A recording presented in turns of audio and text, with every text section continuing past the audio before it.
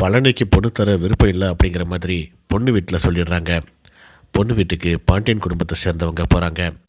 எல்லா விஷயத்தையும் பேசி முடித்த பிறகு நீங்கள் தானே இன்றைக்கி நிச்சயம் பண்ணிக்கலான்ட்டு டேட்டு கொடுத்தீங்க. இப்போ திடீர்னு பொண்ணு தர மாட்டோம் அப்படின்னா என்ன அர்த்தம் அப்படின்னு சொல்லி கேட்குறாங்க. மாப்பிள்ளையோட கூட பிறந்த அண்ணங்க 2 பேரும் இங்கே வந்தாங்க.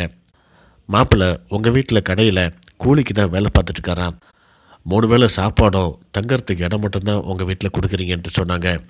அப்படி இருக்கிற ஒரு பையனுக்கு எங்கள் பொண்ணை கட்டி கொடுத்துட்டு எங்கள் கண்ணு முன்னால் எங்கள் பொண்ணு கஷ்டப்படுறத எங்களால் பார்க்க முடியாது. அதுக்காக தான் நான் வேணான்னு சொல்கிறேன் அப்படின்ட்டு பொண்ணோட அம்மா சொல்கிறாங்க. நீங்கள் நினைக்கிற மாதிரி எதுவும் கிடையாது. உங்களை வீணாக குழப்பி விட்ருக்காங்க. நாங்கள் சொல்கிறத நம்புங்க. எங்கள் வீட்டில் ஒருத்தராக தான் நாங்கள் அவரை பார்த்துட்ருக்குறோம் அப்படின்ட்டு பாண்டியன் வீட்டில் உள்ளவங்க சொல்கிறாங்க. அப்படின்னா அவருக்கு உங்கள் சொத்தில் பங்கு கொடுப்பீங்களா அப்படின்னு சொல்லி பொண்ணு வீட்டில் கேட்குறாங்க. கண்டிப்பாக கொடுப்போம். அதை பற்றியும் நம்ம பேசி ஒரு முடிவு பண்ணிக்கலாம் வாங்க அப்படின்னு சொல்லிட்டு பொண்ணு வீட்டுக்காரவங்களை கூப்பிட்றாங்க. பாண்டியன் வீட்டுக்காரவங்க, இல்லைங்க, நீங்கள் அண்ணன் தம்பிங்க 5 பேர் இருக்கீங்க.